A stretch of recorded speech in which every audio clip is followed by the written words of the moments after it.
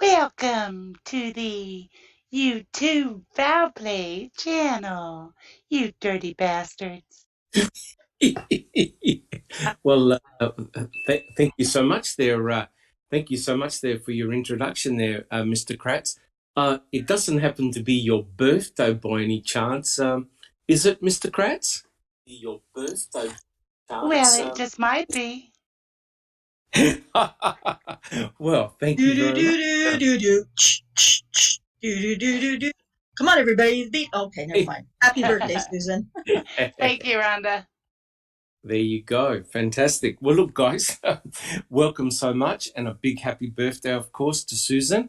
So fantastic. Thank you so much for that introduction. Well, look, guys, welcome to our weekly podcast entitled Reading with Uncle Ken. Believe it or not, we're actually on part 41.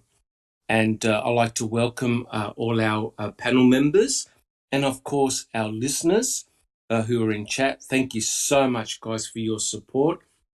It's great to have you here.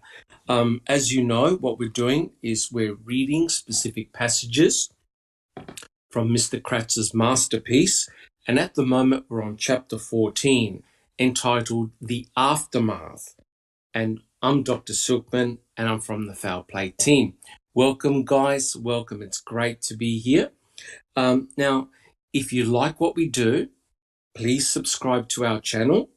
If you like our podcast, please leave your DNA on the thumbs up.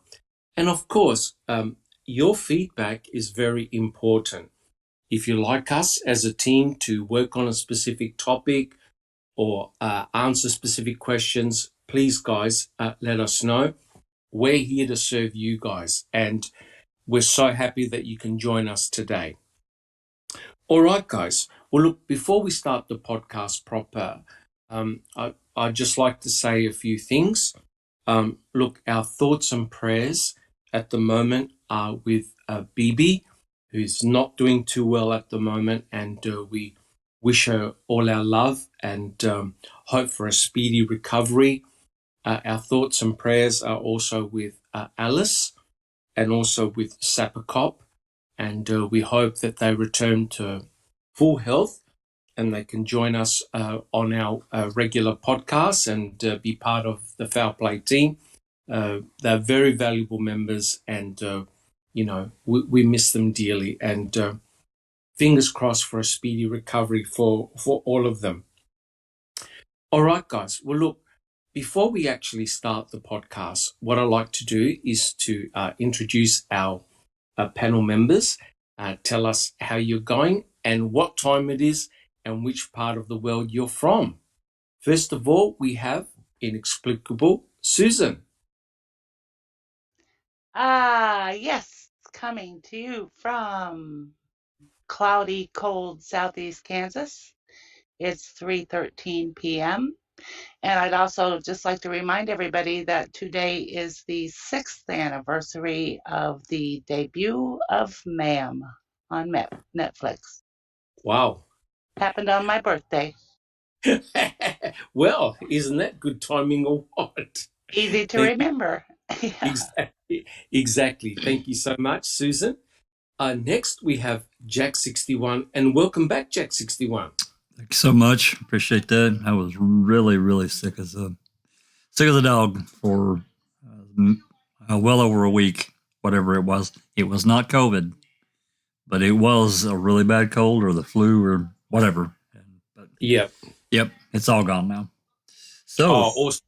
Yeah, I'm currently at Doc. I'm at -1 Celsius from Southwest. Oh, yeah, it's a little chilly. 30 degrees or 31 degrees Fahrenheit, that is, from Southwest Michigan. It is 4:14 p.m. And it's cold and it's snowy and all that. Thank you, Jack61, and welcome back. Good to have you back on the panel, mate. Next, we have Yoriz. Hello, everyone. Hello, everyone in chat. I'm doing right here, preparing for Christmas. It is 10:14 p.m. Saturday night. That's Saturday night. Good thing to do is just be part of the podcast here. So happy to be here, and I'm from the Netherlands, so Funny. Central Europe. Have you got a wine or something like that, Yuris? Not today. No, unfortunately not. Thank you so much, Yuris. Great to have you on the panel. Thank you. Thank you. Next, we have just Rhonda. Thank you, Dr. Silkman, and hello, everyone. I am in central Utah, and it is currently 27 degrees and about a foot of snow on the ground, with more coming. I think it's tomorrow, maybe Monday. Gee, Yeah, that's yeah, amazing. it's very cold, very, very cold. And it's about 2:15 here where I live. So have a couple of family members with who are in isolation with COVID, but they're Yes. recovering very well. And so I just keep myself away from them, and the little ones aren't allowed in my room, and that's it. Yeah, otherwise everything's good. Yeah. Thank you so much, Just Rhonda. And then we have our final panel member for today. We have Sunshine Christina. Welcome. Hi, everyone. It is 4:15 in the afternoon on Saturday in about 85 degrees Fahrenheit, sunny Florida. It's funny, people were saying we were going to have a brutal winter, and it hasn't appeared in Florida yet. So Yes. my plants don't know what are going on. They don't know whether they should be slowing down their growth or producing new flowers. And I think that's how nature is around here. Oh, yeah. Yeah, I just want to say that I hope Alice and Rookie and BB and all of them are doing well, and everyone is in my thoughts. And I can't wait to roast Ken Kratz. Oh, awesome. Me neither. Well, look, guys, thank you so much.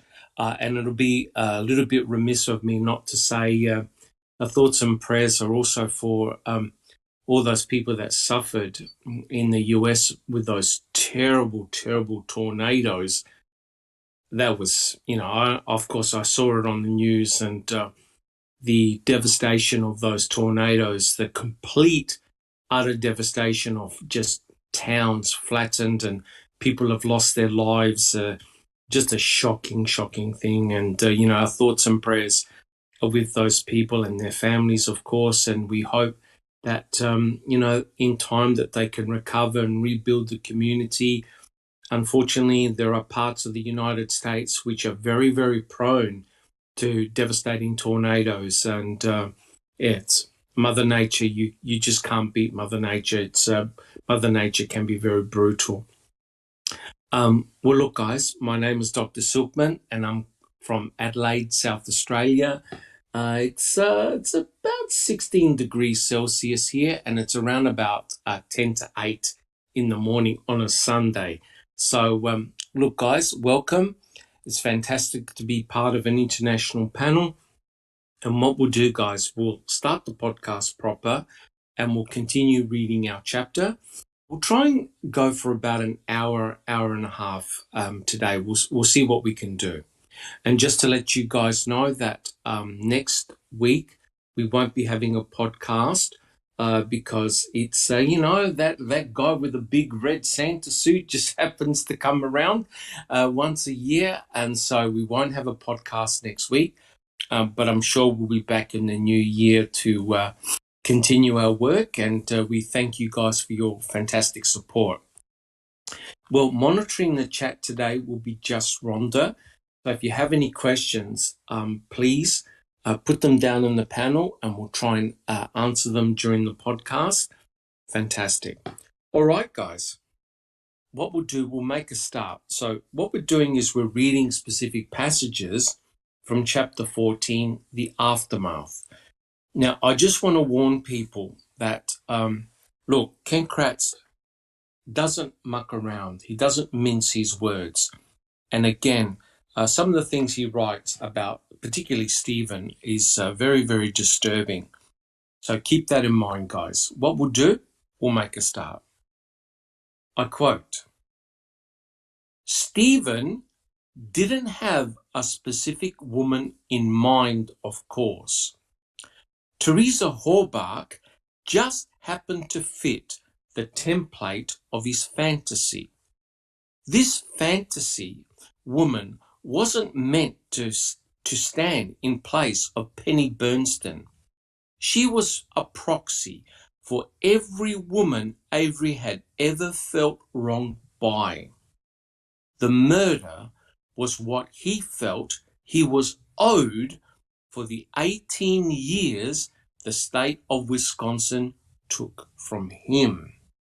Okay, now, as you see, Ken Kratz doesn't mince his words. He's going directly for Stephen Avery in a brutal fashion. Also, we welcome Sammy to the podcast. Good to see you here, Sammy. Thank you. No worries. And so the question to the panel is this. Why did Stephen wait for 2 years before deciding to murder someone he had no motive to harm? Okay, so who would like to have a go at that? Jack 61. He didn't. Kratz is so full of shit. He just, it's wondrous it's not running out of his ears. That whole thing, I mean, it's so not right. It's so, what do we call this? It's derogatory. Well, that, but I mean, it's disgusting. Yeah, but that too. Yep. But this confession kind of thing that he kind of does throughout his, there's just no way. There's no way that, if Avery would, he got out, I mean, to me, he would have been angry immediately, not set him into some kind of low boil for 2 years.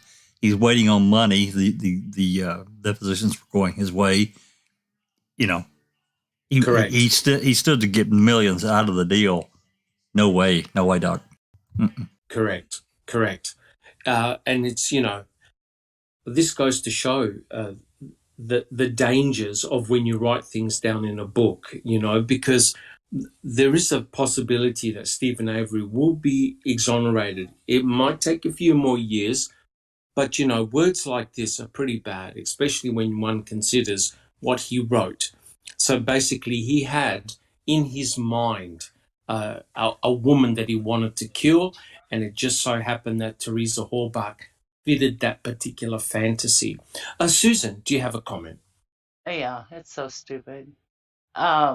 It's actually a really good question. If Stephen, as Kratz had said earlier in his book, had been planning this for the last 18, 20 years, whatever, the whole time he was in prison, why would he wait 2 years? I mean, and Teresa had been to his property many times. That's correct. If she fit the bill or whatever. But this whole crap with fantasy, that's just Kratz. I mean, that is Kratz is the fantasy man. It's just so obvious. Yeah, I think Mr. Kratz is the one that's having the fantasy here. Thank you, Susan. Yuris.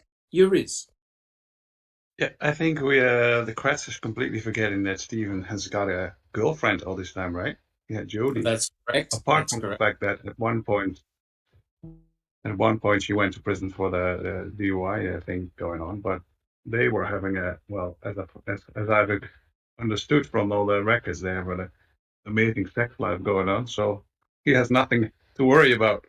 So why is it that this fantasy all fixed on 2 years waiting in the making? That's complete bullshit. I think it's all projection from the sick mind that he had himself. Oh yes, I agree with you, Yuris. I agree with you. To me, the way it sounds is that Mr. Kratz is looking for some type of motive for Stephen Avery, because none of us can think of a motive. The court didn't actually have to prove that Stephen had a motive, but Mr. Kratz, in his mind, is trying to work out some type of motive that would drive Stephen Avery to murder Teresa Halbach for no reason whatsoever. Just Rhonda, do you have a comment?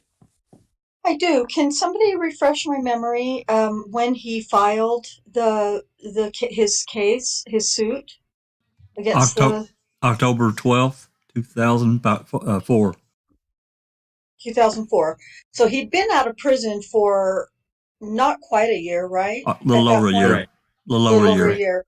So to me, if he was really that full of rage in prison, that he just couldn't wait to get out so he could murder somebody, I think he would have done it in that year before he even filed a lawsuit. I don't think he would have waited if he were going to really Yeah. do something like that. He would have done it before he ever thought about filing a lawsuit.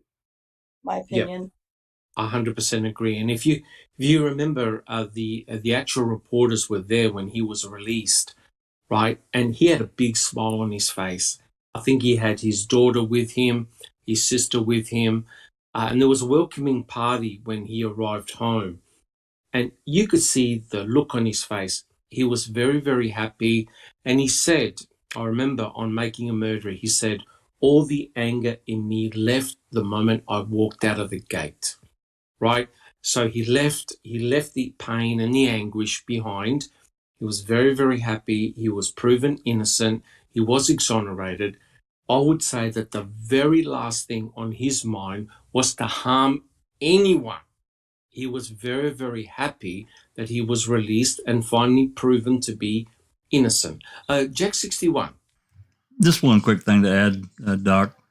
In that passage that you read there, it just sounds to me like, and I couldn't think of it a minute ago, that Kratz was just piling on. He just piled on. The more you talk, the more crap he tried to add to the stack. I agree. It's to me, guys, it's a real concern when he says things like, this fantasy woman wasn't meant to stand in place of Penny Bernstein. She was a proxy for every woman Avery had ever felt wronged by. Yeah. So he's implying that Stephen Avery had anger issues, right? Had absolute anger issues, and his prime objective was to get even and murder a female. Jack 61. Yeah, Doc, looks like there's a couple of questions Rhonda's posted here. The first one's from Michael Reniak.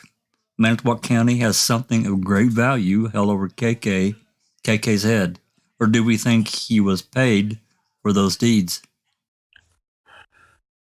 Yeah, I mean, we've gone through Mr. Kratz's personality and his issues.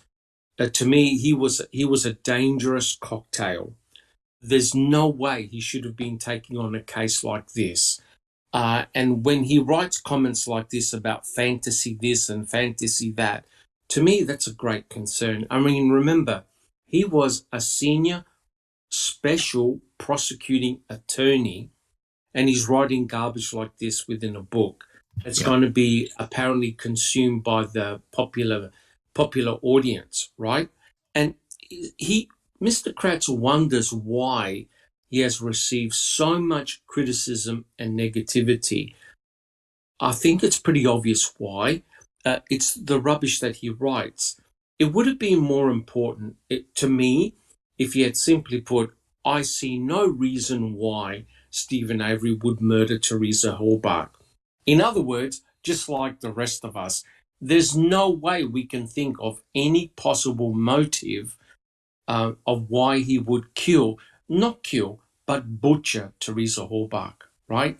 And as Yuri said, he had a girlfriend. I'm not saying that Stephen Avery was the nicest guy in the world. He wasn't. He had issues as well. I don't think those issues were bad enough to murder a stranger. Jack 61. Next question is from JD. When did Jody go to prison? Would that be the start of Stephen's so-called downfall? No, she had. I think she was in prison. Went to prison in August. Yep. So the irony here, guys, is this: Stephen was alone, right? And I'm sure the MTSO would have known that Jody was not there, right? They would have had a record of, where Jody was. And of course, she was incarcerated. The problem with Jody is, now, please forgive me if I get this wrong, but she had a problem with alcohol, a serious problem with alcohol. She did. Major problem. Yeah, and she had been arrested several times for driving under the influence. In other words, driving a vehicle while you're intoxicated.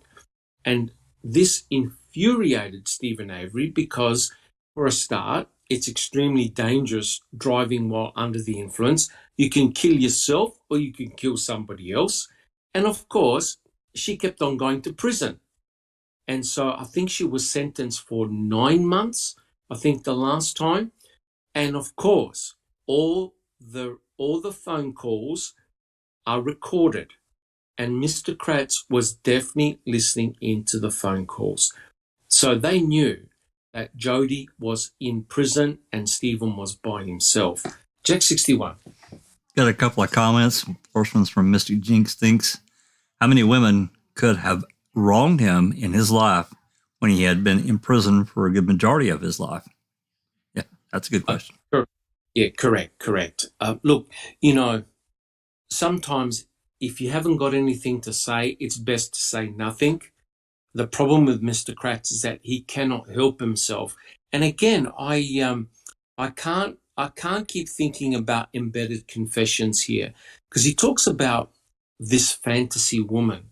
Now, I don't know about you guys, but on stephenavery.org, there was a post of Mr. Kratz's computer records. Do you remember that, Jack 61? Yeah. Including photographs, right? Yep. And very interesting that in fact, most of the photographs were blanked out, right? But it's pretty obvious that some of the women pictures that Mr. Kratz kept on his computer were of a specific type. Let's put it just that way. So it seems to me that it was Mr. Kratz that had these so-called fantasy women in his mind, and not Stephen Avery. All right, Stephen Avery was your normal ragtag bloke, not perfect, lots of errors, lots of mistakes, but he was a simple guy, right? He loved Jody, he really, really did, but he was very upset and angry with her because she kept on getting herself into prison. And I remember the phone calls that she had with Stephen. You could tell the concern in his voice because he ultimately wanted to marry her and leave. Jack 61. Comment from the Gov, Sean. Hey, Gov. Hey, Gov. Before Stephen was released in 2003, law enforcement knew they would be up against a civil suit. Damage control would have started before he was released, in my opinion. 100% correct, Gov. There's no question that the wheels would have been put in motion very, very early on. Now, look, guys, you must be in dreamland if you think that Cherie Colhane waited a year to test that pubic hair. I don't believe that's the case. I think Cherie Colhane had tested that pubic hair very, very early on, because think about it. If that pubic hair had come back and it proved that it actually was Stephen Avery, everyone would have had a sigh of relief, right? Yes, it was Stephen Avery, after all, that attacked Penny Bernstein on the beach. We were correct after all. We've got nothing to worry about. He's going to stay in prison for another 18 years or whatever it was. We're all off the hook. I'm pretty confident, guys, that Cherie Colhane knew what the answer was very early on and had disclosed it to her bosses, including, of course, to Seric, the sheriff, and also the sheriff at the time. They would have known that pubic hair did not belong to Stephen Avery, but, of course, to Sunshine Christina's favourite person of the month, it belonged to Gregory Allen. So there was a severe problem. And I agree with Gov. They knew that the hammer was going to fall. So what they had to do was to limit the damage, right? Limit the damage. And, well, the way to limit the damage is to target Stephen Avery for something. And look what happened just before Kacerik and Vogel were just about to be deposed. That's not a coincidence, guys. That seems to me like prior planning. Sunshine Christina, do you have a comment? I was just going to reiterate about the timing of everything.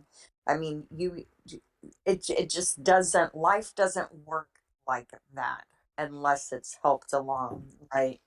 And the Correct. fact that Griesbach and Rohr were deposed on the same day that Gregory Allen's arrest warrant was issued for the cold case hit, Yeah. yet the warrant Yes. wasn't served until 4 months after Brendan was convicted. That has, that's not Manitowoc County and the state of Wisconsin's good luck at all. No. It shows planning, and one can understand, because remember, if you're trying to limit the damage pointing towards you, you hide everything, you obfuscate, because you know it's going to look really, really bad. And you're right, Sunshine Christina. If that information had come out, then the journalist would have said, "Well, look at this," another victim of Gregory Allen, and it would have looked really, really bad, and it would have made this latest charge of Stephen Avery being charged with the murder of Teresa Horbach look extremely, extremely suspicious. Jack 61. Yeah, just to add, I got a couple more comments, Doc, but first, just to add to that, we have to think about it in these terms. Stephen was freed September of 2003 because of the pubic hair came back to Gregory Allen. Yes. He files lawsuit in October of 2004. If it had been found out or revealed to the public let's just use May of 2005, that Gregory Allen had been, released or not charged in the 85 case, knowing Yes. all these questions, my God, it would have blown up. That's just my opinion. Media coverage, questions pointing to Kacerik and Vogel, it would have absolutely wrecked that county. Correct. Correct. I 100% agree with you, Jack 61. It was bad enough as it was, right? So imagine if that information about Gregory Allen, the hit on Gregory Allen, became public and known during that time. It's all about timing, right? Yep. It's all about timing and perception. It would have looked really, really bad. But, when one thinks about it, not even Peg L could have whitewashed that, correct? No way. Not even Peg L could have whitewashed that. Sunshine Christina, do you have a comment about that? There's I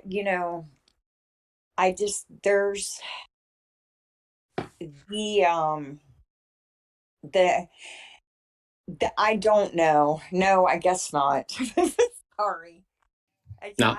I just know that the more we find out about Gregory Allen and what Wisconsin has done to try and keep his crimes from being found out. Oh, they did do it. They kept a lid on that shit, so they nailed that thing down with 20, but they're still 16 doing it, right? Right. I mean, the 1650 nails and a nail gun, and they drove over it with a big truck, and they kept the lid.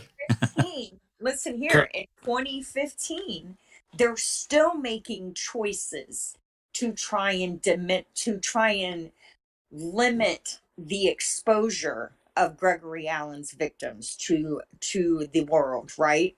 So correct. They're conscious of what they've done, and they're still, just like getting rid of the bones in Stephen's case, they're still taking steps to try and keep a lid on a blatantly wrongful conviction. Yeah. So, I think the more we're able to find out about how they're able to do that and the steps they're taking to do that, maybe the luckier we'll get in finding something that just shows that it was intentional, and it'll link someone to something that Well, can expose it all. yep, I agree. I don't think it's a good enough excuse to say, well, Gregory Allen, he was in prison, so what's the rush? Let's keep it under wraps. That's the wrong way of thinking, because I'm telling you right now, had that been a crime committed by Stephen Avery, it would have made front page news. Would you agree, guys? If that had been a crime committed by Stephen Avery and not Gregory Allen, the whole world would have known about it, correct? Oh, absolutely. They'd have been throwing parades, and we'd still be hearing about it to this very day. Correct. They would have thrown him under the bus. So one has to question, why on earth are they protecting the crimes committed by Gregory Allen? And the answer is pretty easy, because it makes Pegel, it makes Kosarik, Vogel look even worse than what they are. So therefore you obfuscate. You go, hey guys, put it under a rock. Don't shine a light on it. Hopefully nobody will ask any questions. Which begs the question, were the reporters asleep at that time? Or did they simply not have that information? Jack 61. Yeah, I don't think they had the information. I don't think anybody was really, looking. And even if they had, they would have had to do what happened in early 2005, call over to Hennepin County in Minnesota and made an inquiry. And even then, it's not for sure that they would have gotten the answer that, that finally came. So, yeah. So no one was really following it. I mean, and the thing is with all of this, and I know it's, Gregory Allen is a separate issue, but he's always connected to Avery. But at the same time, there are so many people that are connected to the Avery and Dassey cases that are connected directly to Gregory Allen. And it just goes to a bigger picture, I think, Doug. Correct. I think the two run parallel. There's no you cannot separate Stephen Avery and Gregory Allen. The two run concurrently. That they cross paths all the time, and it's pretty obvious that the state, the MTSO, were trying to keep it as quiet as possible. Absolutely. To me, here's the obvious shock for me. Has Gregory Allen actually been officially charged for the sexual assault on Penny Bernstein? I don't think so. No, I don't think that. No, it was past the statute of limitations, I think, by the time it was all found out. I don't think it was so much that it was the statute of limitations, because it was a first-degree sexual assault. I think they just didn't want to deal with it. But I don't think they could charge him, because that was 2003. The assault happened in 85. I think the statute of limitations had run out on that particular crime as they charged Stephen with first degree or attempted first degree murder, and there's no statute of limitations on that. Not murder. Well, yeah, that's true. You know what I'm saying? Yeah, trust me, Right. They could have charged him if they so wanted. And then I just found a document that says that they chose not to charge him in the 93 Green Bay case because he was already doing 60 years in the 95 Green Bay case. Yeah. And all of and the sorry, Sunshine Christina. The disturbing thing is that he comes up yearly for a parole, correct? Every couple of years, I think. Correct. He just got denied parole at the end of October. I have the letter from the DA where he's writing, don't let him out. He's a serial offender. Yeah, but 100% agree. 100% agree. Just Rhonda, do you have a comment? Jinx has said in the chat that she believed that Penny Bernstein opted out of charging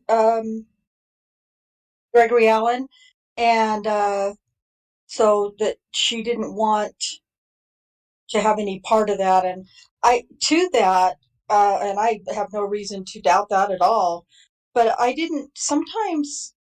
Well, I know here in cases like that, even if a victim doesn't want to press charges, charges like that become charges of the state, like the state. Yeah, Okay, fine. If you don't want to prosecute, that's fine, but it's still a crime against the state, and so we're sure. going to charge them anyway. So Yeah. that's kind of interesting to me. Yep. Look, I could thank you, Mystic Jinx, for that comment, and thank you, Just Rhonda. Look, I could understand why Penny Bernstein would not want to proceed. She's actually been traumatized enough, and to go through the entire process again and confront someone like Gregory Allen in court, it'll be just too devastating. It really would be. Sammy, do you have a comment? Yeah, I just wanted to say, I think Rhonda, some of these are state to state. Like in the state of Florida, they definitely would have charged him, period. That would be something they could opt to take on their self. And then in some states, if the victim chooses not to, which they've already convicted somebody for it, right? Even though it was wrongful. Yes. There was not a current incident for her to pursue. If she wanted to, she could have, I'm sure, yes. But at the same time, is that state one of those states that can take it upon themselves just to charge someone like that? I'm just asking. Yeah. Yep, I understand. I think I really feel sorry for Penny Bernstein. She was in a no-win situation. I mean, potentially she could have even initiated a civil suit against the MTSO, right? Potentially she could have done that. And I wonder whether Gregory Allen's other victims could have initiated a class action civil suit. Wouldn't that be very interesting? Jack 61, do you have a comment? Yeah, there's a couple more comments from a little bit earlier. One from Bethany, and this is going back to Jody. Wasn't Jody arrested for the DUI after the truck fire incident? That I don't know. I know we're talking about the car that got the who did the vehicle belong to? Was it Barb's? Yeah, I think this is the Blazer. Barb? I think so. Bobby's, I can't remember, but that was on Xander Road. I think so. Yes, that's correct. Yeah, that's right. I know there's documentation about that. No, I think I remember reading a document in which Stephen and Jody were together at that time. I'm not sure whether Jody was charged after with DUI. I'm not sure. But I know that she's been charged with DUI many times. Jack 61. Yeah, I'm just thinking, and my memory could be off here. I was thinking that Blazer fire incident was in 2004, not 2005. Yes, so. I believe so. That's correct. Thank you, Jack 61. I'm sorry, Christina. I think it was in September of 2004. It was like right around the time he filed the lawsuit. Yeah, there you go. So that was about a month prior to that. So we got one more comment. We got one more comment, Doc, from Andy B. This is from a few minutes ago. It says, "I butcher her and then burn her in your backyard badly hide her car while scattering the burnt remains all over Wisconsin. I love that kind of fantasy and logic." Yeah, that was to the passage we were talking about. Correct. Look, on a fundamental level, it really disturbs me what Mr. Kratz writes in his book, because, and I'll comment about this in the next passage that I read about him, because he was the special prosecutor. He got a successful conviction of both Stephen and Brendan. It was not necessary for him to write this book, right? If you wanted to find out about the case, you would FOIA the original documents, or you can go online and read them for yourself. He wrote this book as a result to clear his own conscience about his sexting scandal, and also to use it as a vehicle directed against making the directors and producers of Making a Murderer. And if you notice that Mr. Kratz continuously has a go at people like you and I, people on social media, people who talk about the case. he wants us to basically all just disappear. But how can we possibly just disappear when he, as a senior prosecutor, writes rubbish like this, right? He keeps on talking about fantasy, fantasy, fantasy.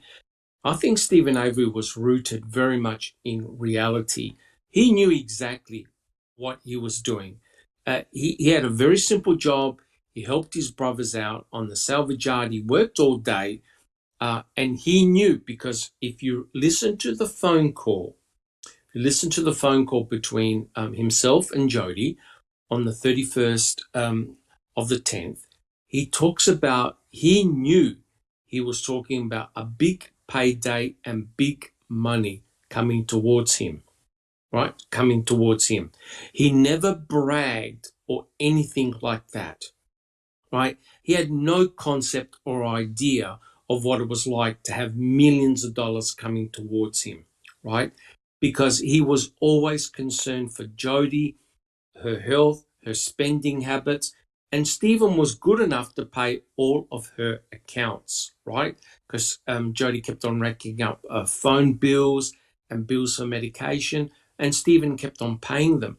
That doesn't strike me as the type of guy that only thought about murder in his mind, right? And we have to talk about those phone calls because they are very important. Jack 61. I mean, just briefly, I mean, that shows a degree, at least, of empathy, Doc. It has to. It does. It does. I mean, if you think about it, if Stephen Avery had the attitude, hey, all this money is coming towards me, bugger you all, I'm going away by myself, I'm going to have a new life, etc., etc. No. He wanted to marry Jody. He wanted to go away. He wanted to be with his mum, his brother, his brothers, his dad. That's the life he knew, right? And clearly he would have had to have had a lot of advice and help on how to handle all that money, right? How he would have become an instant millionaire, right? And he would have had to have advice of how to handle that money. But he didn't care about the money, right? It was the process. He wanted to see due diligence done because of what happened to him. And Stephen said many times, he said, I want to ensure that this does not happen to anyone else, right? Now, I think the problem was the amount of money that that his attorneys went for, $36 million. That put, I don't know about you guys, but that put a big red target on his back. Guys, would you agree with that? And, Do you agree? Indeed, and without doubt. to quote Dr. West, correct. So I'm asking you, this is a bit of a controversial question. Would Stephen Avery had been a target to frame if Stephen said, look, guys, in my civil suit, I want to go for $1 million. I'm gonna sue the county for $1 million. Do you think that would have put a big target on his back? Check 61. Yeah, Doc, I have to say yes. Because of the nature of these people, and they're so far the other way. We're not gonna have what they consider a real criminal, someone they didn't like, showing them up and the embarrassment. I still think it may not have been as big a target, but I still think it would have been a target. That's me. Right. Do you think? Sorry, Susan, do you have a comment? And there still would have been the depositions, no matter the amount. I think that's it, guys. I think the moment he had his civil suit, he had a target on his back because it would have been blowback and an embarrassment for Kaseric, Vogel, the MTSO, and all of those cronies that put him in prison in 1985, right? So I think the moment he initiated his civil suit, there was big trouble.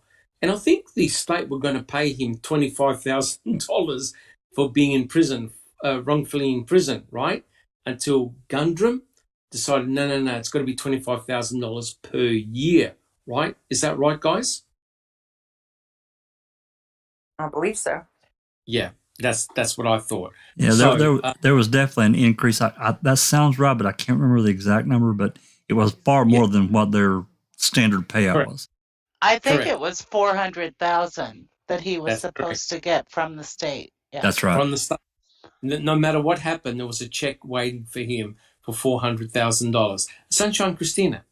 I just wanted to say I was arguing with some guilters on Facebook yesterday, and I Oh, was looking really? at, yeah, sometimes I just go looking for a fight, but Yes.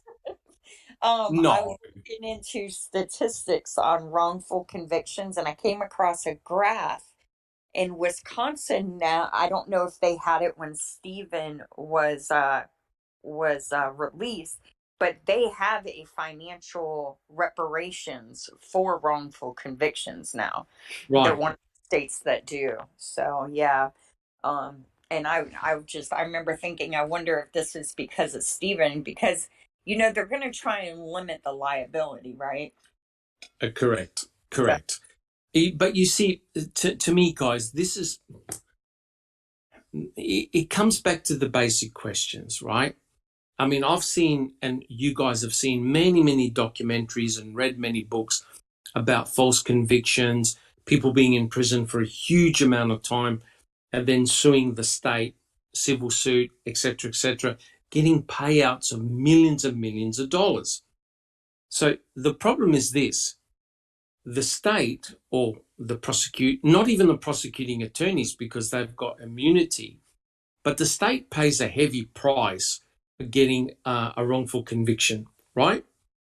Some of the payouts can be astronomical. Are you guys concerned by this? Shouldn't something be done before judgment is passed? Jack 61. I agree with you there, Doc. In some of these payouts, they literally have wrecked some, small, even medium-sized communities because the payout absolutely destroys it goes far above whatever the insurance coverage would have been. And then Yes. the county and state is liable for the rest of that amount. So taxes have to Yeah. be increased. I was trying to think of the name of that town, and I want to say it was either Nebraska or Kansas that there was a massive lawsuit that got settled, and they were in real financial trouble over it. Yeah. Yes. So the point I'm trying to get at is that the system as it currently stands cannot be sustainable, guys. It cannot be sustainable because of the financial burden that a particular state has, right? If that state is not financially very fit, all it takes is a couple of lawsuits and it can destroy the state. Sunshine Christina. I was just going to say the same thing. It's the taxpayer who always ends up responsible for the government's, their elected leaders' mistakes. They're the ones that pay the price for it. So, Correct. Correct. it's tragic that there's no accountability for Yes. these things, and it would be nice if we could do something to end prosecution. Yes, I agree. But Sure. yeah, but correct me if I'm wrong, guys. But in the US, it's a state by state law in terms of the amount of how much a person actually gets for a wrongful conviction. In some That's states, right. they get 0. Is that correct? That's Susan. right. That's right, Dr. Silkman, which is just horrifying. But I think because of these big payouts is the reason that a lot of states hold on so tight to these convictions, and just even in, the face of just, overwhelming evidence of um, uh, uh, innocence. Yes. Yeah. They do Yeah. everything they can. A lot of it has to do, I think, with money. Correct. Ultimately, it's to do with money and, of course, ego, because the potential blowback to someone's career and reputation can be very devastating, right? And it's remarkable that now there's a lot of historical cases in which all these people have been convicted and also sentenced to death. And when researchers have gone through those cases, a lot of mistakes have been made. A lot of wrongful convictions have been made. And back in the days before DNA, you think how many African Americans were wrongfully in prison for rape, murder, all sorts of crimes, and they were innocent. They were actually proven innocent because Yes. years down the track, if there was any forensic evidence that was left over, it was actually retested and proven that that particular individual was nowhere near the crime scene. It was actually somebody else, right? And we've looked at the cases. Remember the ones by Dr. West, the bite mark analysis with those two African American, I think there were 2 or 3 Ugh. African men that were sentenced to life in prison, all right, for the rape and murder of those little girls in that particular town. And it turned out that they were nowhere near the victim. And one guy who was in prison had actually admitted that it was him. And And his DNA. they weren't bite marks at all. No, they were not. They were done by snapping turtles or bite Right. marks by, and also there's some type of crustacea with their claws, and they did reproduction experiments where they used a little baby pig. I think I know it sounds disgusting, and they put it in the water with these creatures, and the same marks were left on the skin. So Crawfish, crawfish duck. crawfish, correct, and it wasn't bite mark analysis at all. But imagine how many people got sent to prison and were murdered by the electric chair as a result of false convictions.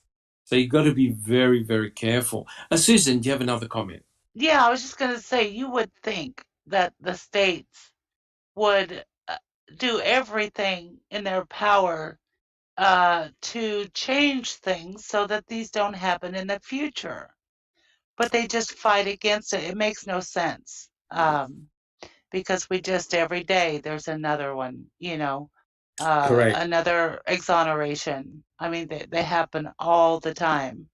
And correct. you think they would wise up and change a few things. Yeah, no, it's a very much from an outsider point of view, it's very much a broken system that I see in the US. It's extremely bad. Jack 61. Yeah, there was a case, and this is recent. It's been within the last few weeks. I read a man, and I think it was Florida, served, I think, 4 decades.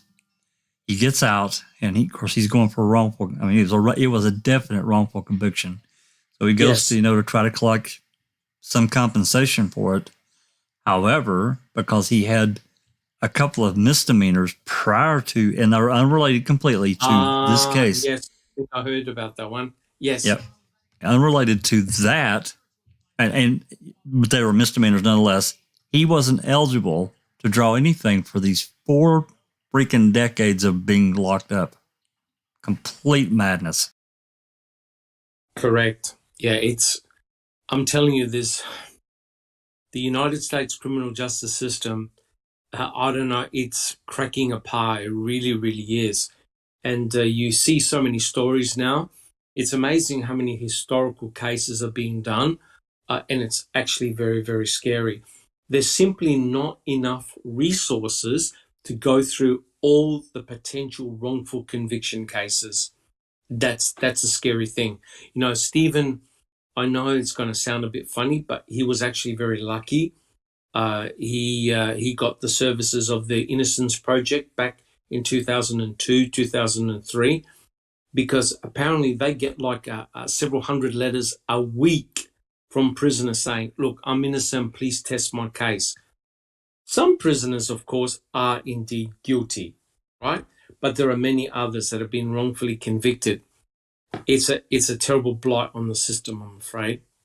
All right, guys. Well, look, I do have a part 2 to that question, by the way, and I just want to read this part out again. This is from the first passage that I read. I quote, "This murder was what he felt he was owed for the 18 years the state of Wisconsin took from him."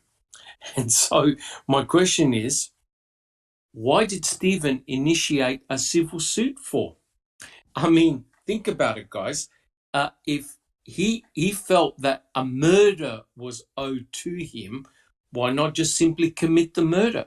Why would he initiate and go through all the hassle of a civil suit? Susan? Well, I'd like to know, how does murdering Teresa hurt the state? No, it's gone. of course. I mean, it's going to hurt. The only person that's going to hurt, ultimately, of course, is going to destroy families, of course. But it's a one-way ticket for Stephen to go back to prison. A one-way ticket for Stephen to go back to prison. So, in other words, all what he fought for, all the things that he went through will be null and void. A straight ticket back to prison. Jack 61. I think that I really don't think he necessarily wanted to sue the state, but when Peg came down with her decision, Manitowoc didn't do anything wrong. I just don't think I think he just felt like he didn't have any choice to get any kind of justice for himself. Yeah, I think Jack 61, you hit the nail on the head. I think, now I don't know about, I know it's a bit controversial. I think had Pegel dropped the hammer on the MTSO, Kaseric and Vogel, and really went after them, I think Stephen Avery would have been content, right? Because the light would have shone on Kaseric, Vogel, the MTSO, and it was a clear and obvious wrongdoing. However, when the state's Attorney General says, hey guys, it was just simply a communication error, thing to see here, no one's going to get blamed, a little slap on the wrist, everything is perfect. Of course, Jean Couchet never traced that photograph. Everything is cool. Go away. I think that is what infuriated Stephen, and that's why he initiated that civil suit. Sunshine Christina. I was just pretty much going to say the same thing. I think that Stephen Avery was thinking that, Tom Kasuric and Dennis Vogel and the officers who let him sit and rot for the additional time, I think he thought that their boss was going to punish them for that, and he was also going to be compensated. And then when they basically laughed at him and made it sound like nothing was done wrong, and after he had suffered, and because Stephen's not a bright guy, but he knows damn good and well that this all came about because of his issue with Sandra Morris and the fact that she was the cop's wife in Manitowoc County and him didn't get along. And he just wanted, when he does a crime, he admits to it, he accepts his punishment. He wanted them to do that too, right? And they didn't do that. So, correct. And they really didn't do that. They just created another crime and friggin' convicted him of that to get out of it. Well, correct. Thank you, Sunshine Christina. The amazing thing is, instead of admitting an error, they actually came back and hit Stephen again and harder, right? Instead of saying, look, we're truly sorry, we're going to pay you recompense for our error. Oh, no, they hit him again. And this time, I believe they set him up for murder, right? And that's the only thing I believe that was serious enough to A, stop the depositions, and B, send him straight back to prison. And they achieved their aim. Susan. Yeah, and I think if Stephen was truly out for revenge, he would have murdered Sandra Morris. Correct. You could tell. I mean, look, he's no choir boy. He's no choir boy, right? But he never really, what can I say, seriously transgressed in terms of like severe bodily violence or firebomb the police station or anything like that, right? And guys, back me up. But in the conversation that he had with Jody, On the 31st, he even said, I'm keeping out of trouble. I'm lying low. I'm keeping out of trouble. He understood the ramifications of his civil suit, right? So if he's telling Jody that he's keeping out of all trouble, does he want to put his name up in lights and say, look, I decided to murder Teresa Horbach as a proxy for all the things that have been done wrong for me by women? I can't accept that. Sunshine Christina. Yeah, I can't accept that either. And then now that we know about the Gregory Allen thing, no. And then I just want to say, I came across some police reports the other day that really paint a picture of who Stephen was. Stephen was Yeah. like the village aggravating idiot, right? He Yes. had this musical horn that he had on his vehicle, and he would honk it at people and piss them off. And they would call the law and complain about it. And so this is not a guy who is sneaking around at night in the shadows trying not to cause attention because he's doing bad things. This is a guy who likes to aggravate and pick at people. And you know what I mean? Those are two different mindsets. And once you recognize that the picture that they have tried to paint of Stephen Avery is so far from who he is, and you start looking at the real reports that are the interactions with that don't involve Manitowoc County, and you see who he is. He's a guy who worked on his sister's vehicle and threatened to dismantle it because she wouldn't pay him. And that's not someone. That's just not. He's nothing like Gregory Allen, and I don't think he's as big of a piece of shit as we have tried to, as we have allowed ourselves to agree to make guilters happy to debate us, right? I don't even think he's that. I think he's just dim-witted, he and emotionally stunted. So when quick to anger when his feelings get hurt. But correct. We don't have any of these allegations of sexual assaults like we have on Chuck and Earl. We don't have any of those with him. That's correct. That's nothing. I was gonna say. Thank you, Sunshine Christina. Jack 61. Yeah, I was just gonna say we got a couple of comments and a question. I was just gonna say, remember the police reports that we read about Chuck and Earl? I know a lot of people may not want to hear it, but between those two, they're like 100 times worse in so many ways than Steve ever was. So, yeah. We have a question from our William, Doc. Who was the lawyer that gave Stephen the idea to file a civil suit? That was Kelly and Glynn, I would say. He's civil suit attorneys. Yeah, I'm not sure how he got connected with them. I'm sure I've read this before, but I can't remember how he got connected. I think it was Keith Finley, actually. Okay. From the Wisconsin Innocence Project. Okay. Because there's a little bit of an interchange when you're reading the depositions, where I think Finley thought he was going to represent Stephen in the civil suit, and Glenn and Kelly and Finley had like a sparring over that. So, but Finley is the guy who represented him for most of the 85 post-conviction work. I think it was him and Kelly. And then Kelly teamed up with Glenn once he was released for the civil litigation. Okay. So. But guys, if I could just clear the decks here. Do you believe that Stephen Avery actually had a strong, solid case for a civil suit? Yes or no? Yeah. Hold on. Wait. I'm going to go down the panel. Okay. Susan. Oh, God, yes. Okay. Absolutely. Jack 61. Absolutely. Yours. 200%. Thank you. Just Rhonda. Absolutely. Sunshine Christina. Without a doubt. Sammy. Absolutely, yes. Okay, and me too, 100%.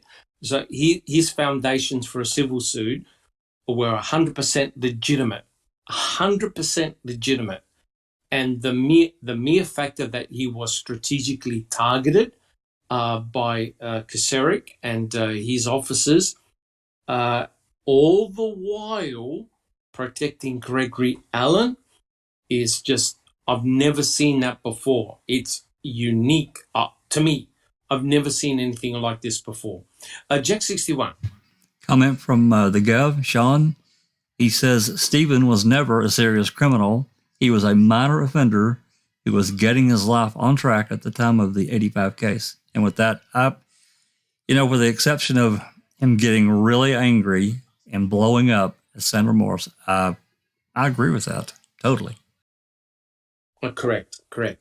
And look, I'm not, please, I'm not condoning what Stephen did, right? Pulling a gun on his cousin or anyone is ridiculous and stupid.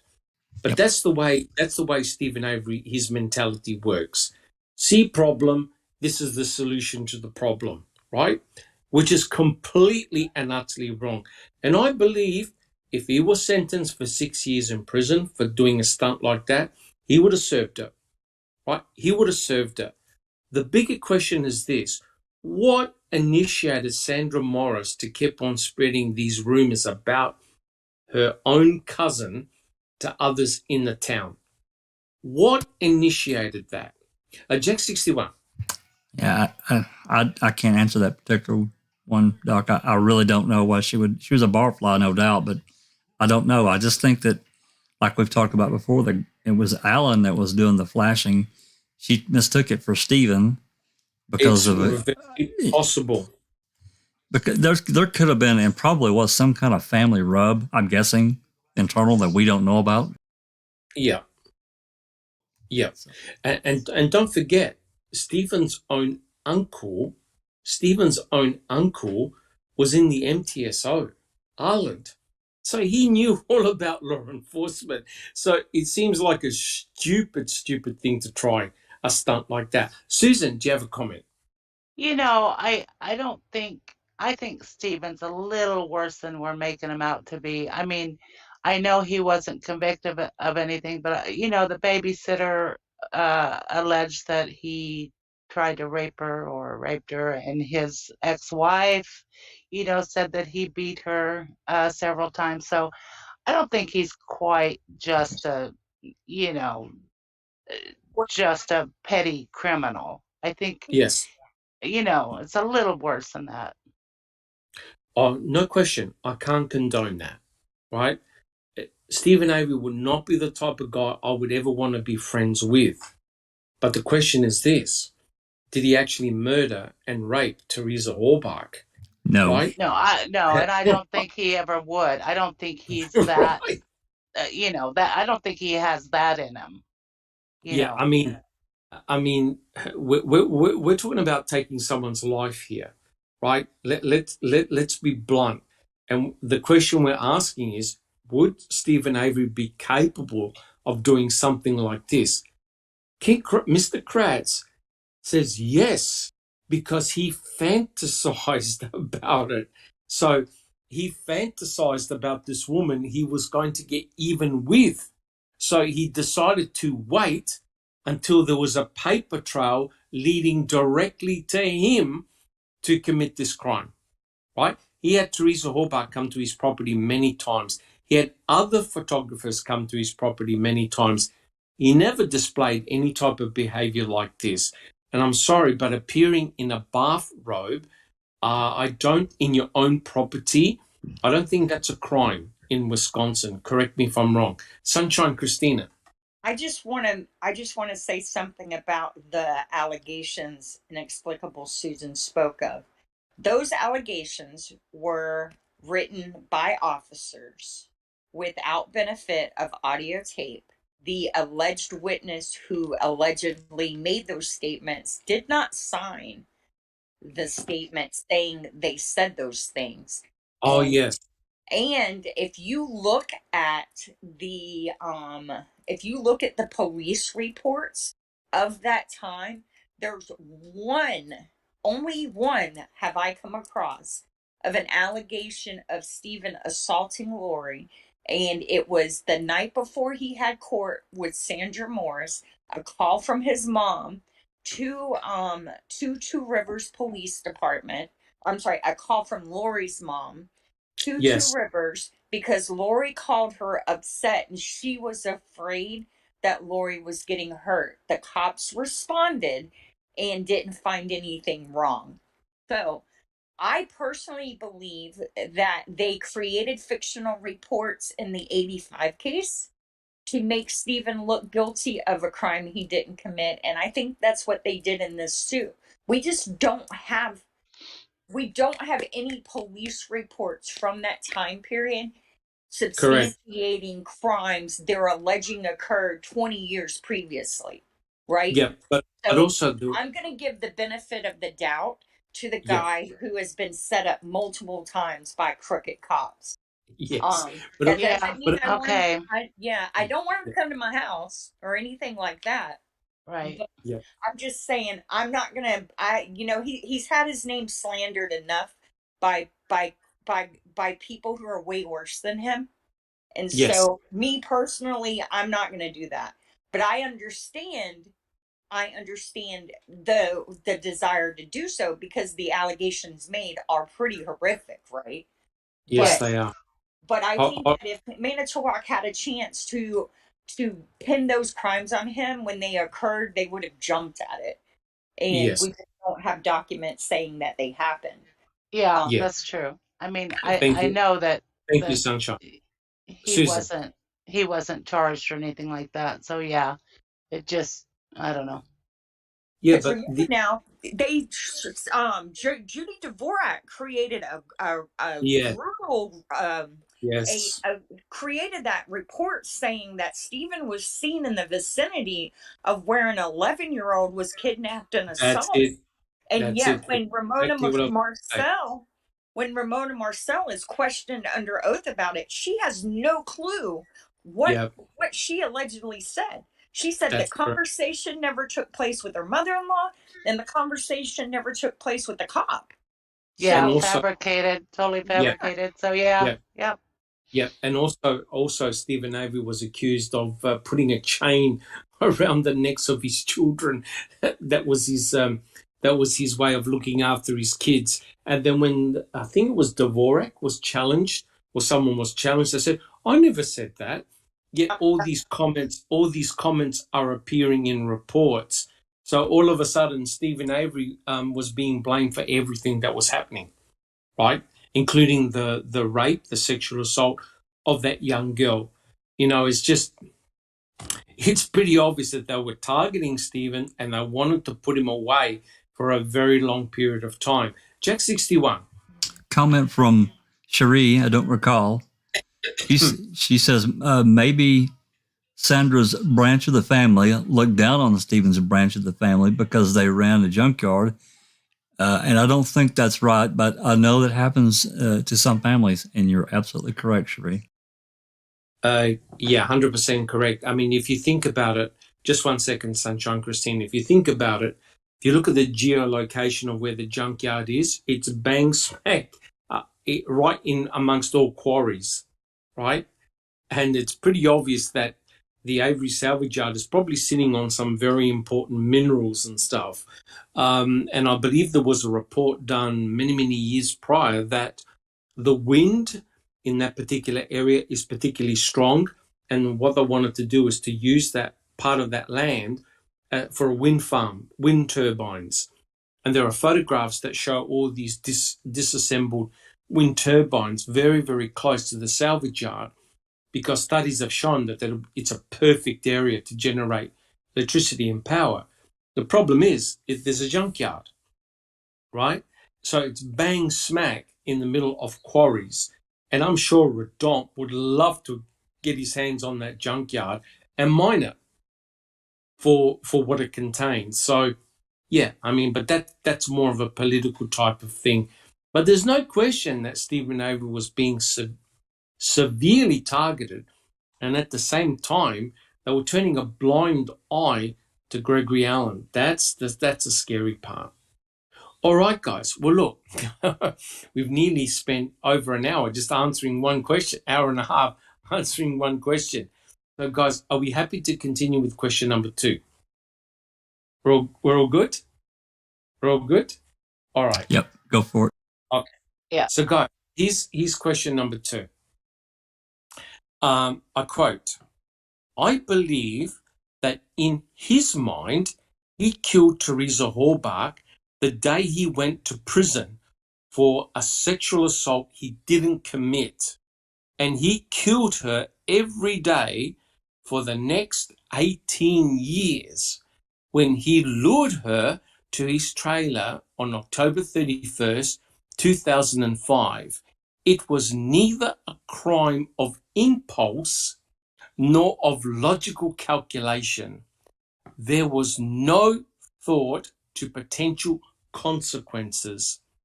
Teresa's death was by then a foregone conclusion. So we've gone from a crime of passion to neither a crime of impulse nor of logical calculation. So Ken Kratz has totally changed his MO over here. So the question is this. When will Mr. Kratz realize that speculation is not fact? And did Mr. Kratz forget that Stephen had forgiven Penny Bernstein and didn't blame her? All right, guys, who would like to have a go at answering that one? Sunshine Christina. Ken Kratz just talks out of his ass, right? Yes, I believe he does. It just, I think he himself was just trying to write something that sounded good, but he's not giving any thought to what the evidence shows. Remember they said he had the wall of pictures of his victims, and supposedly he put Teresa on there or told Teresa she was going to be on there. Of course that didn't exist. I don't know. I think he's just saying whatever he thinks people want to hear without even it's lame. Yes, I think he's trying to make Stephen Avery into the next Ed Gein, I think. He's really trying to make him much worse than what he truly is. It's as simple as that. So in other words, he had to kill Teresa as payback, right? And that's why I asked the question, what do you think Stephen Avery did a civil suit for? And that was to get justice. Murdering someone isn't getting justice, is it? It's letting off the very people that you're trying to seek justice off the hook, right? People like Kaseric, Vogel never got to be deposed. The civil suit fell to pieces. All that hard work went to nothing. And Stephen Avery ended up back in prison. So, in effect, he achieved nothing. Jack 61. He's just so full of shit. That's from that statement or that passage you read. He's so full of crap, Doc. I agree 100%. But what I'm saying here, guys, is when's Mr. Kratz going to realize that speculation is not fact? You're is. Oh, he doesn't. Basically, assuming that whenever he was the perpetrator. So from that moment on, because all the athletes going in his direction, because there wasn't all aligned to this. So all this speculation. Wow. And he knew that. Yeah, I sort of caught your answer there. You're a little bit light on. Oh, sorry. Your voice was a little bit low. Yeah, it's very muted. Oh, sorry. Can you hear me better now? Better Yes. now. Now you're is. All right.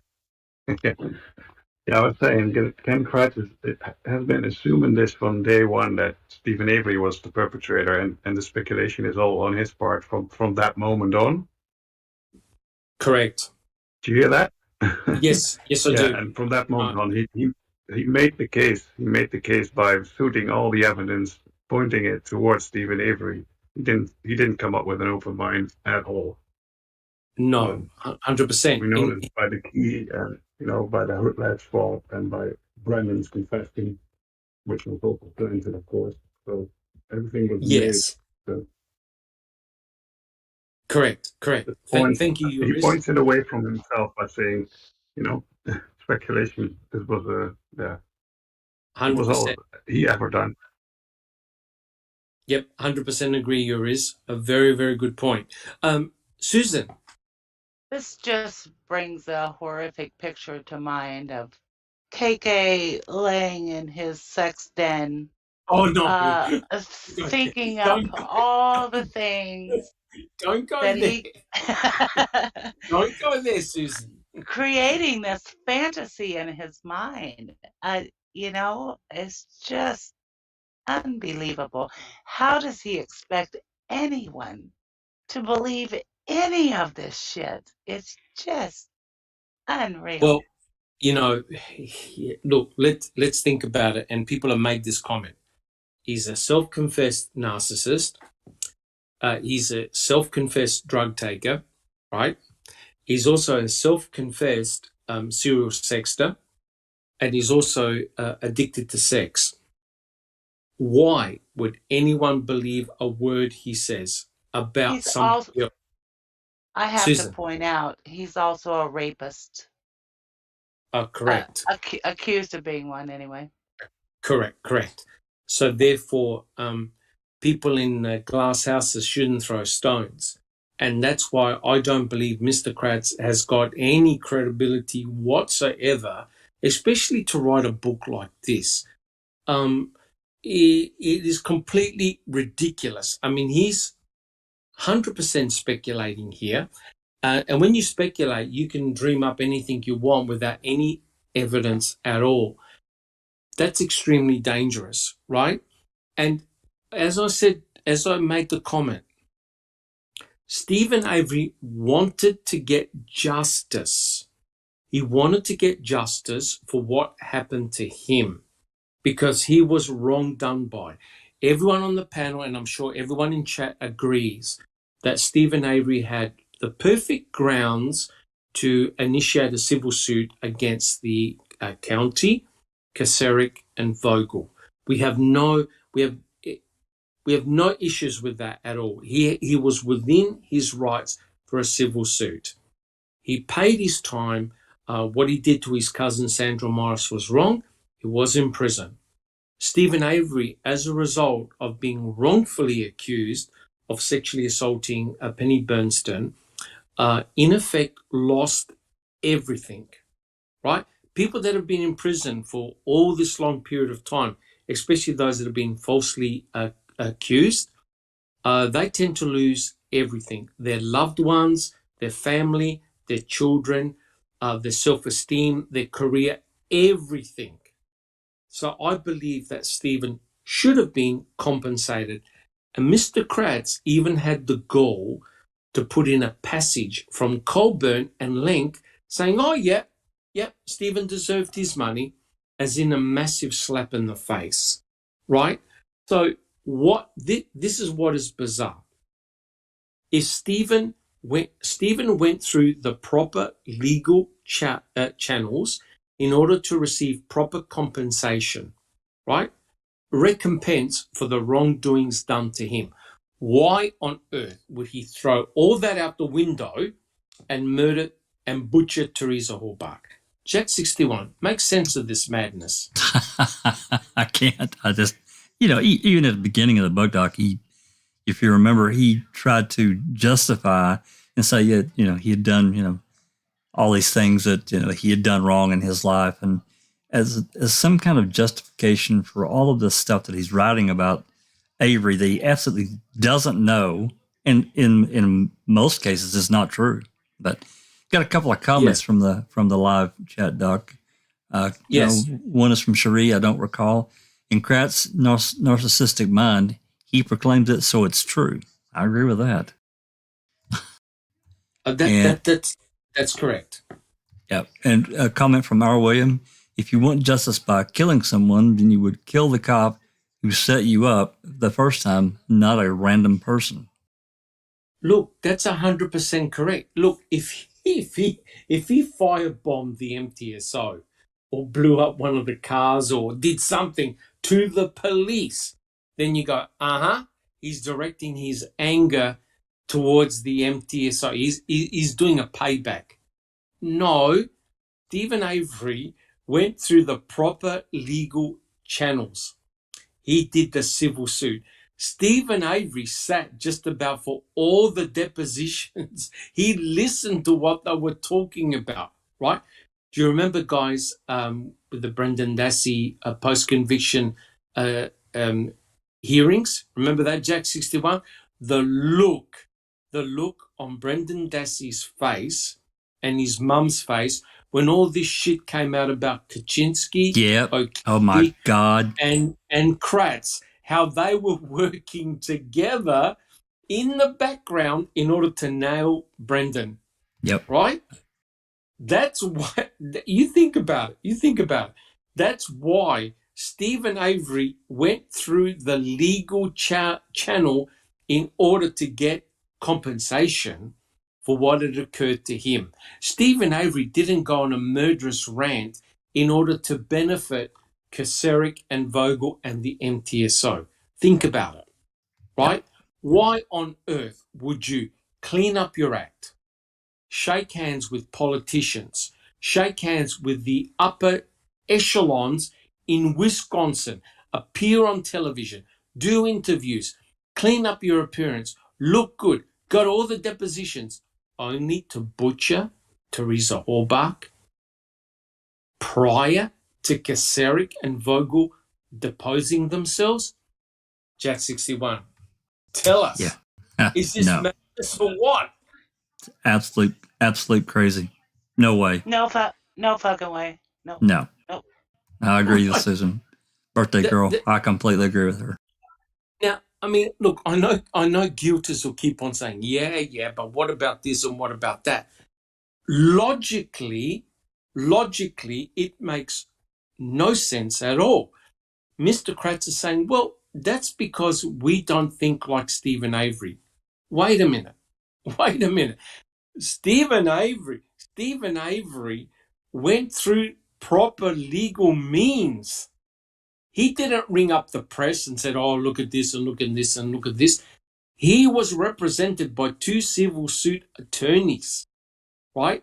They had initiated a civil suit, a proper civil suit against the MTSO, Kaczynski and Vogel. He went through legal means, right? He wasn't burning down buildings or harassing the cops or shooting at the police.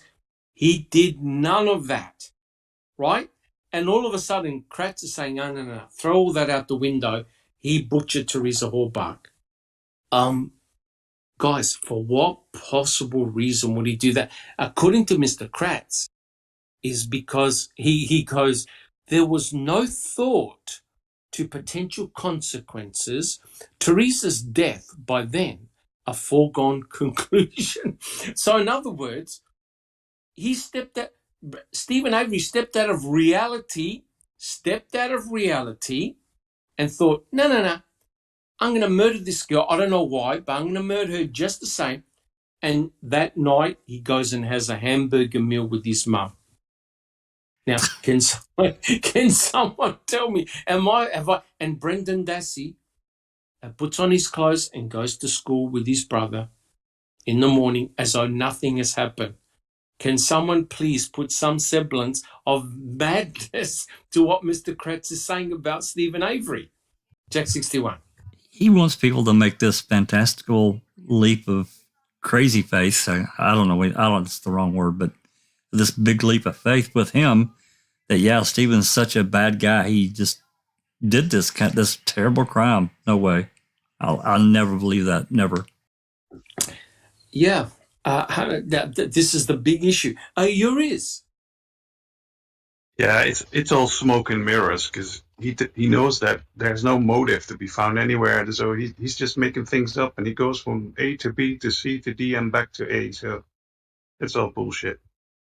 I agree with you, Yuriz, but what is concerning to me is that 12 jury members, 12 members of his peers found him guilty of all the crimes except mutilation of a corpse. Jack 61. Yeah, Doc, we got a couple more comments. One from TTM Fangirl. She says his book is to boost his own ego, obviously a narcissist thing to do. Correct. That's true, but unfortunately it backfired on him. Right, it backfired badly on him. Oh, Instead of being, instead of making him look good, it made him look even worse. I think he said that he received over 4,000 death threats. I think he probably stopped counting after 4,000, to tell you the truth. And a book like this is only going to make people even more angrier. Jack 61. And one more comment from Darkside. She says he wanted to look after his parents. They took that away from him, and she's correct. Oh, that's correct. That's correct. I mean, you can't, in human terms, you can't count what he lost when he was in prison in 1985, right? Yes, he had to serve time for what he did against his cousin, but I believe he probably would have been released early, considering he had 5 children, and if he showed good behavior, he probably would have been released earlier. So I don't think he would have served his full 6 years. That's one. But having been accused of sexual assault and attempted murder of a respected woman in Wisconsin, he was dead and buried. He wasn't coming out. And remember the letter that Kacerik wrote when Stephen Avery was asking to be released? You know, this is the worst crime. This is a shocking. He cannot be trusted. He's going to do it again, which is precisely what Brad Schimmel said about Brendan Dassey. And Ken Kratz even had the gall to say that if they release Brendan Dassey, will he follow in his uncle's footsteps and murders another person so that the oppressed go and, you know, they do Making a Murderer 3, the Brendan Dassey saga.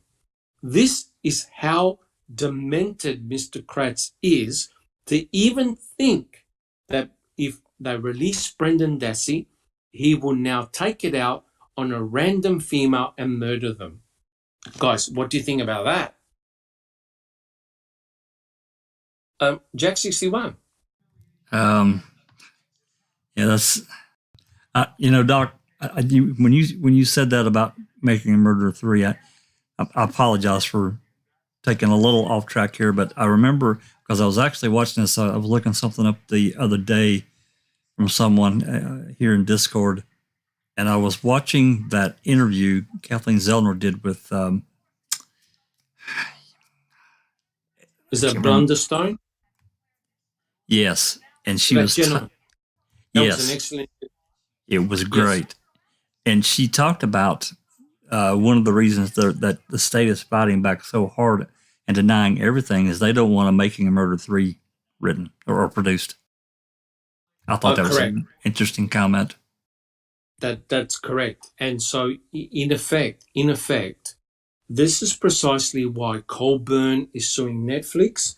This is precisely why Mr. Kratz wrote his book. It's an antithesis to Making a Murderer. It's antithesis to reporters basically reporting information that is negative towards the state. They don't want that.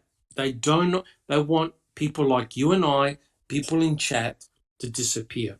Sunshine Christina. Yeah, they don't want to deal with the fallout. They don't. Correct. They don't want to deal with because when you admit that you wrongfully convicted the same guy twice and then added his nephew to the story, then you're admitting, not only did you not analyze how the 85 case happened, 1, 2, that someone has to be held accountable for it, right? because Correct. this just doesn't happen. This wasn't an oops, I tripped and accidentally convicted you. This was intentional, it was deliberate, and it Correct. involved a lot. I say a lot, and guilters are going to have fun with that. It involved more than one or two people to pull off, right? So Correct. you Correct. have to. The public's not going to like that. They're going to want accountability. They're going to want people to pay for this intentional suffering that an innocent kid like Brendan, even if you think Stephen's a piece of shit, Brendan Dassey is not at all. No. Period. Correct. He did Correct. nothing to deserve what they did to him at all. And they knew the story they were having him tell factually didn't occur. You know how they knew? Because they chose to use the Wisconsin 3D imaging of the trailer instead of actual photographs and video, right? Because they knew having, telling that story, showing the real photographs of the scene, nobody was going to buy it. And Correct. they wanted it. So, Correct. It essentially is a snow job, right? I mean, let's be straight here, guys, right? They pulled the wool over the eyes of the jury and the judge, right? By coming up and spending a lot of money on doing a 3D scene reconstruction. Now, this is bizarre. We're talking about one missing person, one, right? And the state attests that Teresa Halbach never left the salvage yard, and neither did her RAV4. So why on earth are you doing a 3D map of all the surrounding quarries, the deer camp, all areas outside of where Teresa Halbach is meant to be? Why not just simply show the photographs of how the scenes actually look like at the salvage yard, put everyone on a bus and bring them out there? It will take a day, show them this is how everything was set up, this is the orientation, this is the proximity of everything, right? And people would have realized very quickly that there was no crime committed in those locations. That's Sunshine right. Virginia. Well, we're talking about the forensic mapping report. I was going through those photos that Seeking Truth and Henberry and them got again this morning, and I came across one that shows, there's a fancy term for it, but that 3D imaging camera that they used, they had that set up at Cuss Road. Yes, they did. Yes, but the only thing they presented was that half a page diagram. But think about it. Why would you even do that unless something happened there? Right? Correct. Why? Yeah. So they're telling on themselves with what they're doing. Correct. There. And correct. And then I'm sure someone's noticed it, and I just noticed it today. There's that picture of the white shed with the two garage doors that have cuss on it. Yes. It's perfectly framed in the photo. And it's like the officer is saying there was something inside there. I mean, if you think about what he's taking pictures of, they mean something to this story. It's just that the story didn't get told correctly, right? So that's correct. And that burn barrel in front of that garage, that's where one of the dogs made a hit, right? And there's a bit of a problem. Teresa Halbach was not meant to be anywhere near that particular area there. But you're correct, guys. In my opinion, the actual crime occurred outside Stephen Avery's, the Avery salvage yard. The true crime scene occurred at Cuss Road. And there's no question, whatever happened at Cuss Road was deep sixed. It was hidden. Susan. And we have to remember that obviously not all of the law enforcement involved in this were in on this setup. So they're No, taking photos and such of, things that they think are relevant. And then it's up to Kratz to whittle everything out. correct. And I believe that Kratz was the perfect person to be manipulated because he had an agenda. And because of his personality, because of his obvious hatred for Stephen Avery and the fact that Stephen Avery had become a hero, a superstar, the poster boy for the for the Innocence Project, he made a beeline to smear Stephen Avery as much as he could. Do you He agree, Sue? also had, yeah, he also had visions of grandeur of being a politician. Correct. Win that big case, and boy, that's your foot in. Correct. A lot of people saw the Stephen Avery, Brendan Dassey cases as their stairway to higher positions and promotions. And unfortunately, many people did. Jack 61.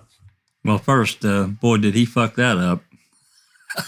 yes, he did. Yes, he did. But the truth is, and I think most of us at least would tend to agree, that most of these cops were just going about doing their business. Correct. It only took a few people to pull this off. That's the truth. Oh, correct. A lot of guilters fail to understand that this doesn't have to be a vast conspiracy. It doesn't. In fact, you only need a few people. You need people to initiate the plan, for one. And if law enforcement had nothing to do with Teresa's murder, they actually used it to profit by it. And to me, that's completely unforgivable.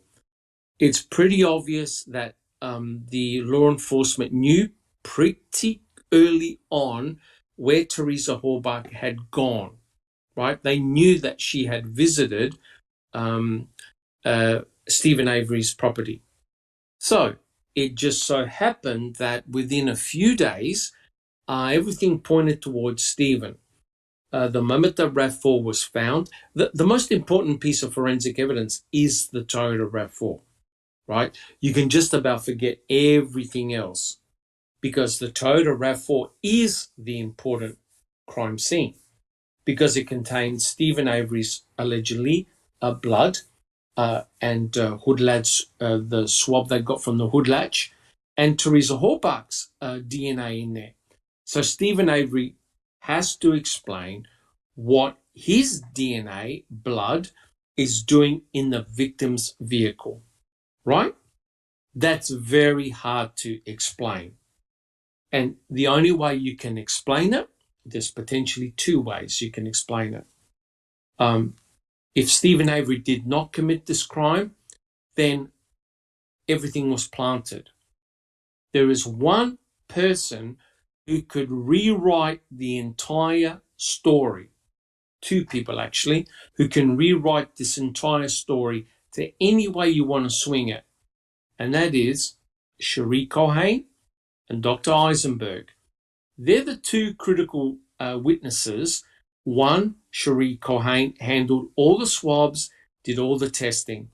Cherie Cohen was also contacted, and Lord knows how many times, by the lead chief investigator, Tom Fassbender, very early on in the investigation, and said to her, try to put her in his garage or house. That to me, straight away, if I was the judge, I would have tossed the case out then and there. Because you now don't know what's real and what's been faked. Right? Guys, do you agree with me? You should have no faith in those results. You agree? Jack 61. 100% agree. There you go. But the judge didn't even blink an eyelid, right? So if you've got the chief investigator going to the chief lab tech who did all the swabbing in the victim's vehicle and also in the victim and in the suspect's own car and other places, then you know that shenanigans can take place And the only person that's going to know will be Sheree Cohen. All you got to do is control Eisenberg and make sure she doesn't say anything about the cremains in the Manitowoc County gravel pit. Do not say that they're human. Boom, her job is done. So you just need to control two people. You have the protection by Garn, by Norm Garn, basically saying to the media, oh, don't worry, guys, we can bend the rules. People understand. Done. Item FL gets put into evidence. So it doesn't take, I agree, guys, it doesn't take a huge number of people for a conspiracy, right? You don't need hundreds of people. All you need is someone who is very motivated. And let me tell you, the MTSO had a huge motivation to nail Stephen and to put him back into prison.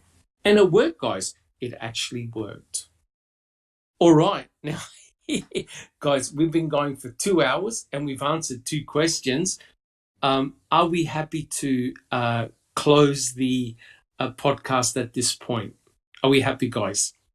Hey, Doc, for one podcast, we actually doubled that, so I'm okay with it. Remember the one we did where we only answered one question? That's correct. That's correct. In one podcast, I think it went for 3 hours and we answered one question. So I think, guys, what we'll do, we'll leave it here because I don't want to rush it. Because, I want to thank everyone for their fantastic comments and also guys in chat for their fantastic questions. And thank you so much, guys, for coming along. I don't want to rush it because there's some really good stuff here. And unfortunately, it doesn't get any better. Right? It actually gets worse. So, guys, I just want to quickly go through down the panel. Let us know how you're going and what you've been up to. The birthday girl, Susan. I've been celebrating. I wonder why. 'Tis the season. 'Tis the season for sure. Awesome. And happy birthday again, Susan. Thank you, Doctor. And Thank you I so just want to tell everybody if anybody's interested in the Daniel Holtzclaw case, there's some very interesting new developments with some of the key players in his trial and such, and you can check that out on his channel, Daniel's Truth. There was a podcast with Rhonda Wednesday, I think it was. Very interesting stuff. So it certainly is. It certainly is. Thank you so much, Susan. Yeah, thank you, Doctor. Thank you. Jack 61. Like I said, I'm feeling much better. I answered a couple of people. Appreciate you welcoming me back. Oh, pleasure. I wouldn't wish. I don't know what I had, but I'm sure other people have had it too. I know my oldest son. I caught it from him, and he caught it from someone at work. So whatever it was going around, but I'm pretty much past it. Next thing, the open mic will return. We haven't done one in a while, and I was actually going to wait until after the first of the year, but just in talking a little bit with Susan and some of the others, maybe between now and the end of the year, we could pick a day or evening, whatever, and maybe read another deposition between several of us. Just read a short passage at a time, maybe 10 minutes, and then talk about it. That sounds awesome. A good pre-Christmas present, I think. Well, a deposition.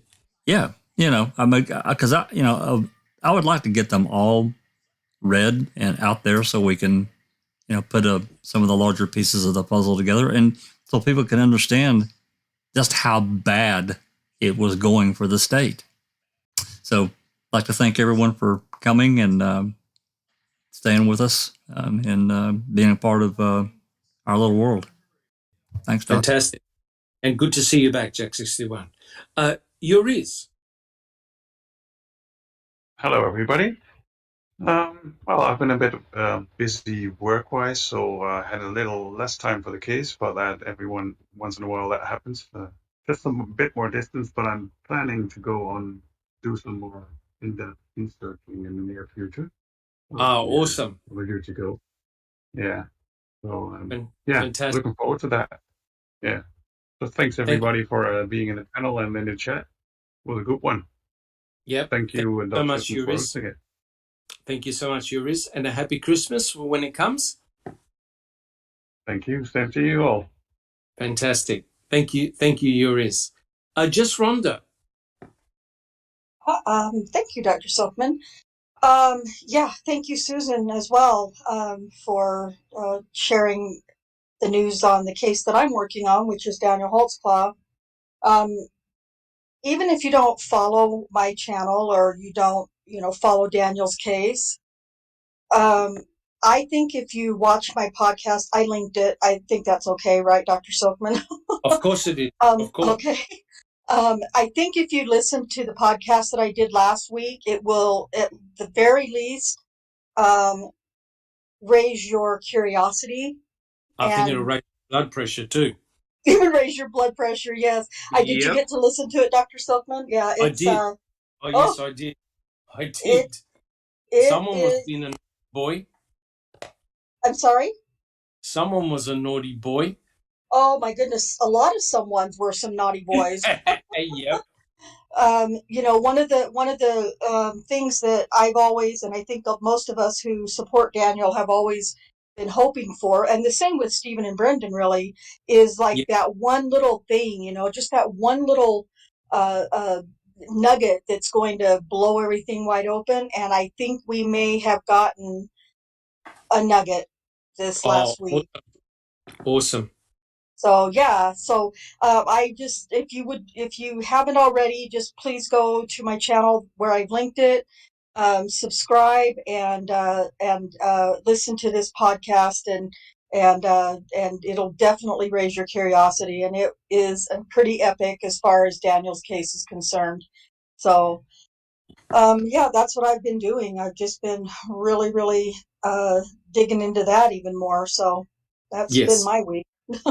Yeah, awesome. Thank you so much, Just Rhonda. Much appreciated. Yeah, thank you. Excellent podcast. That was a very interesting podcast.